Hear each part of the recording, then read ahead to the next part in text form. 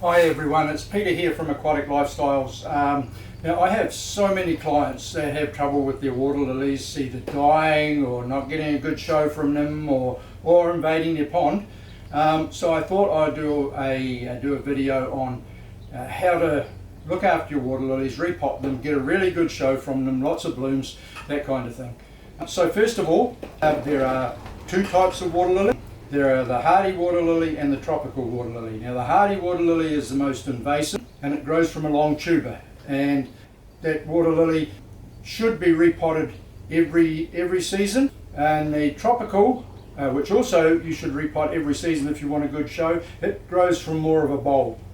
The hardy has nice even leaves around the edges. The tropical will have more of a serrated edge.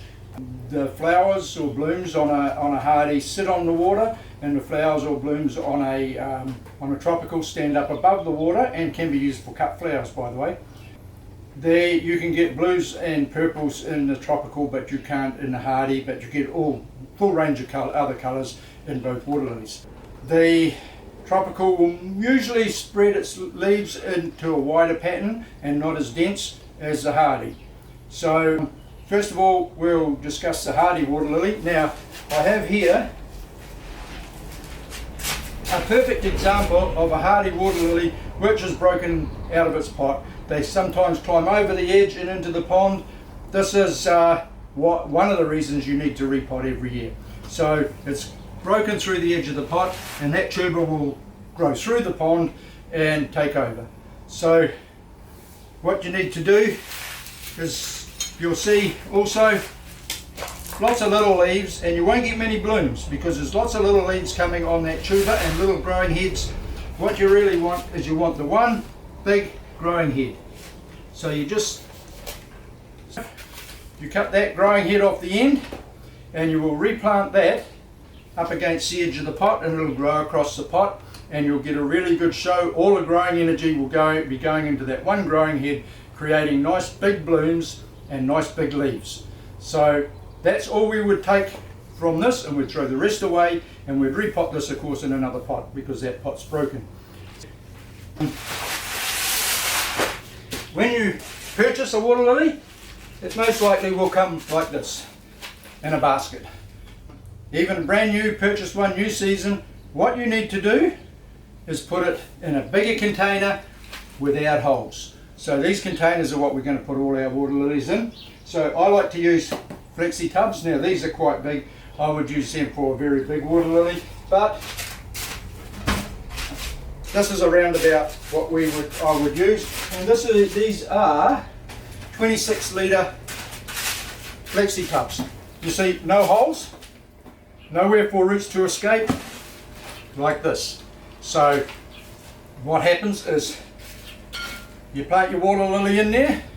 These are too high, by the way, they need cutting down, but you plant your water lily in here, it's fully contained, the root system's contained, all the fertilizer you give it is fully contained. There's no nutrients or fertilizer leaching into your water to give you algae blooms.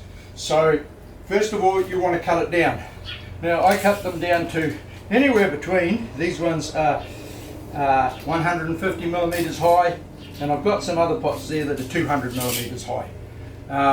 So they need to be a nice wide big container. So these measure 350 millimeters across, or 35 centimeters, and they need to be cut down to anywhere between 150 and 200.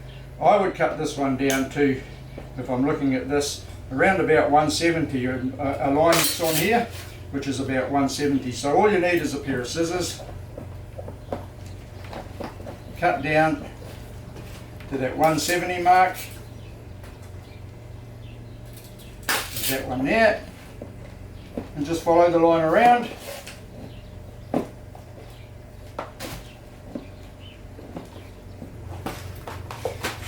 Throw this in the rubbish. So you have a nice low, wide pot with no holes to contain your water lily. So if you buy a new water lily, even a brand new one, it's in a basket like this, what you need to do is you need to plonk it in the middle of here, fill with soil around it and lots of fertilizer, and you will get a fantastic show. And next season, by the way, we're in just through the first month of spring, so just at the end of the first month of spring is a good time to do this. Some of your water lilies will be starting to sprout new leaves and buds even, but you can do both your hardy and tropical at this time, and you should clean your pond at this time, by the way, too. So you do that even with a brand new one you bought from the shop or propagators. Now if you are repotting, some you have, it's very simple. You have your container. Now a good example of a hardy is this one here, which is just coming away. This had a lovely show last year, and it's going to have a really good one this year too. Now this is a slightly bigger pot because it's actually no bigger in diameter, but it's a little bit deeper. Now I will put this one back in the same pot, or it would be okay in a very big pot like that too. Now it has a few growing heads. What you need to do is get it out of the pot.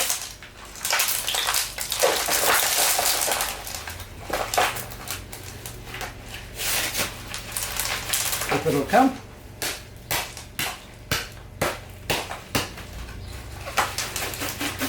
Here we go. And you will see this was planted last season as a tuber, a little end growing head of a tuber. Now you'll see the root mass we have here, the whole thing's full of root mass, but we have some beautiful growing heads in here. So we've got 1,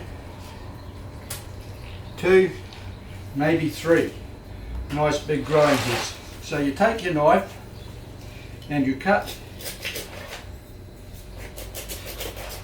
through, because all you want is the growing head.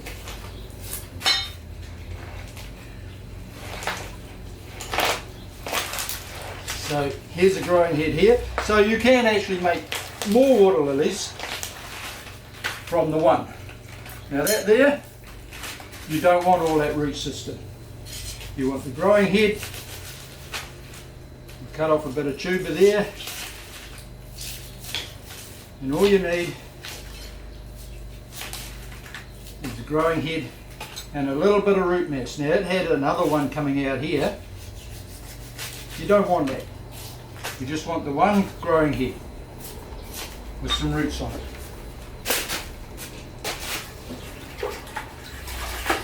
Give that a wash.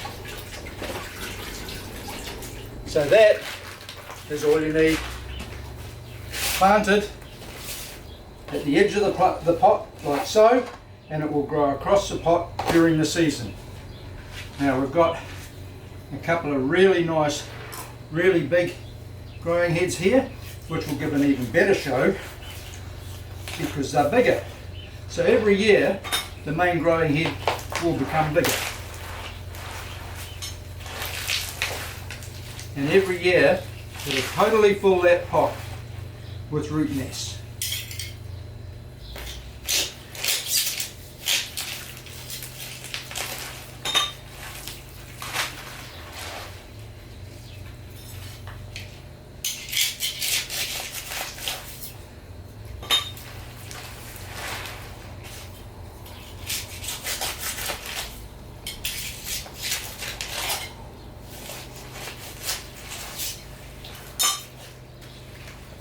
So a beautiful big growing head, give a really good show.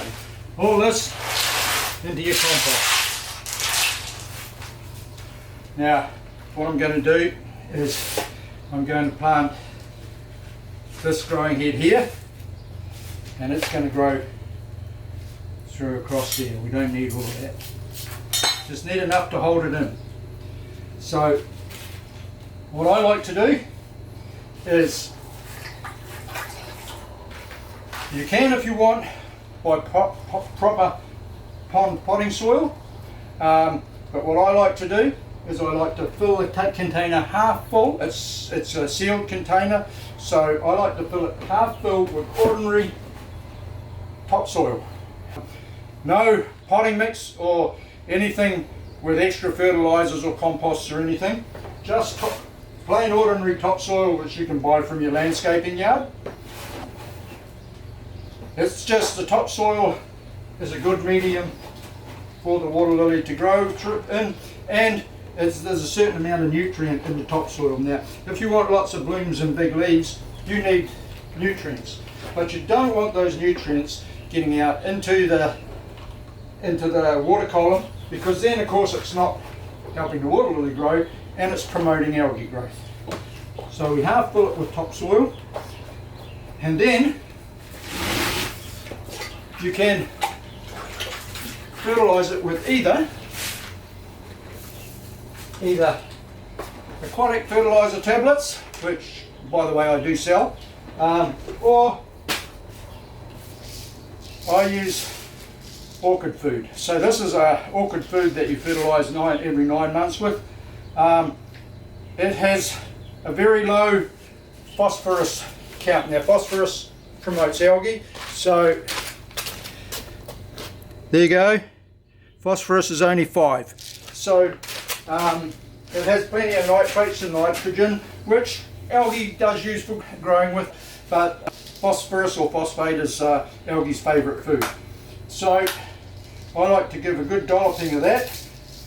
It says 1 scoop per plant for orchids, but I like to put a couple of good scoops in there, a little bit more, 3 scoops, depends on the size of your container of course, and then give it a bit of a mix in with the soil.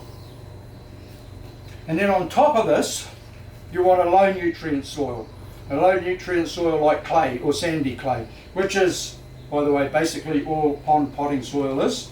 Low nutrient soil which prevents algae growth because there's no nutrients to feed the algae. So I've got some nice clay here which came again from just the landscaping yard. If your clay's very hard, then you can mix some sand with it. This clay is a little bit sandy and it's a really good product for what I'm doing. So we get the other half of the container almost filled up, or we almost fill the container with nice clay or sandy clay, and you leave a little bit at the top for your pebbles. Now your water lily, it's going to grow across the pot out from the growing head, so you make a hole in the edge,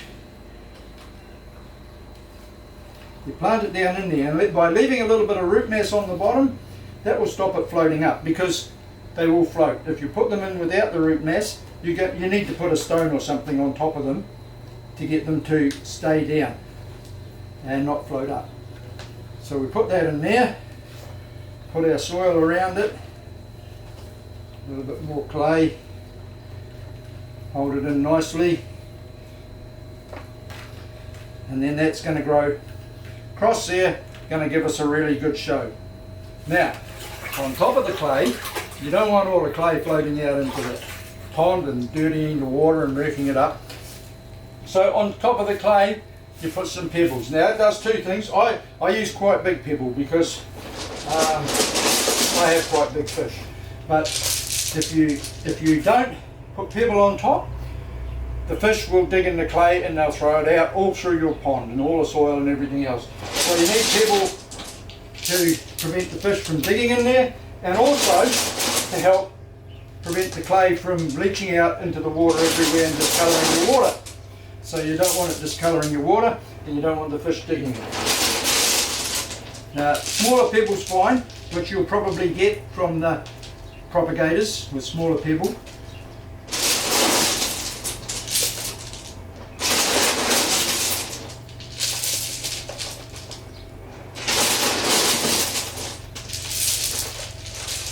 Now that's a hardy. All done, ready to go. Now, if you have a big container and you happen to have 2 nice big growing heads, it is possible to put 2 in one pot, but you've got to have a big enough pot, because you saw the root mass that came off 1 growing head. So that's a hardy water lily, ready to go back in the pond. Now by the way, you want to keep the leaves wet.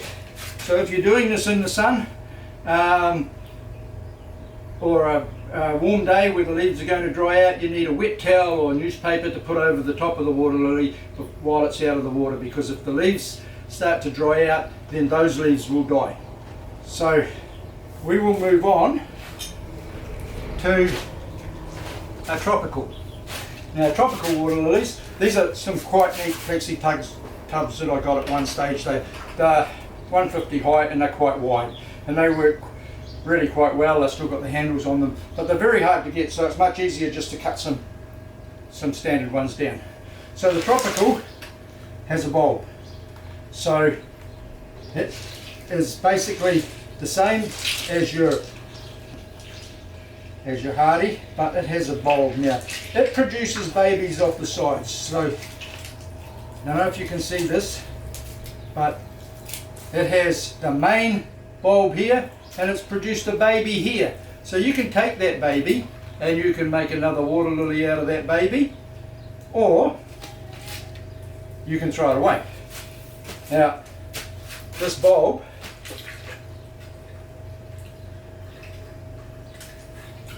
that's how it grows there. Now it can, in New Zealand, most areas your tropicals can overwinter in the pond. Some other countries they can't, it's too cold and they will die. Most areas in New Zealand the water doesn't get that cold, it doesn't freeze over or anything like that. So I overwinter my tropicals in the pond. This hasn't really started to come away yet. These are just sad leaves that had tried to grow during the winter. Now if you're in a really cold climate, then they need to be taken out of the pond during winter, but you'll find in New Zealand you don't need to do that. But same thing goes, you need to repot them if you want a good show. Water lilies are prolific feeders to make flowers and big leaves. So we will tip all this out, and you'll see again all that root mass. Now this is all root mass. So that, even though that tropical is just a bulb, it has produced a massive amount of root system. Look at all that. Massive amount of root system through the summer, spring and summer. So you get rid of that. It goes in your compost or somewhere like that. So then again, you do the same thing. I would normally give this a clean up, which I think I'll go and do. I'll go and clean my container because it's covered in the year's algae and stuff. So I'll be back in a sec. Right, here we go. So, clean container. Now, same again goes for the tropical. We put some topsoil in the bottom. By the way, these 150 high wide containers are quite good for shallow areas in your pond. You really want 300 to 400 millimeters of water above the top of your container if you can. A couple of 100 mils is getting a little bit shallow, but it's okay. So plenty of good topsoil in the bottom half of the container.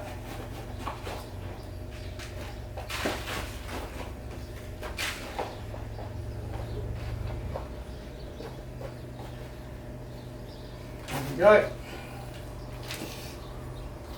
Fertiliser.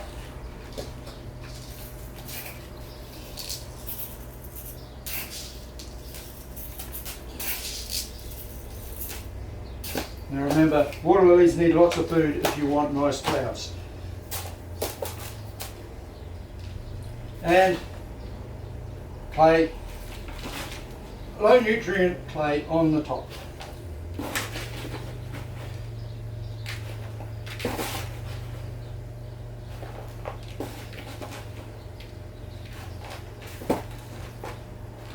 Leave room for pebble, and the tropical bulb goes smack dab in the middle. So you put it down in the middle. Occasionally you'll have a tropical that has no leaf on it at all after the winter. It's still fine. If it's solid, not rotten or not stodgy, it's actually still fine. Just make sure you plant it up the right way. There's like flaky roots on the bottom, and then you'll have a crown on the top. So That goes in here, just buried, leaving the top, or buried right down, but just leaving the top of the crown above the soil. And then pebbles. Now, I wash my pebbles, I give them a rinse before I use them for this, because it washes all the dust off and it's not going to murky up your pond water when you put them back in the pond.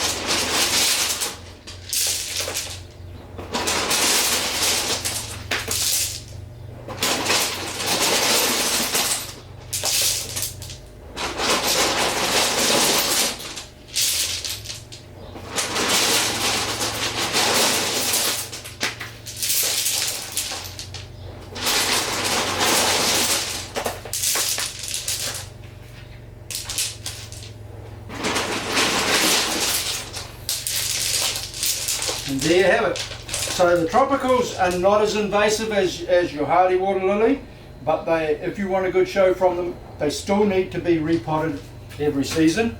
And just going through the hardies again,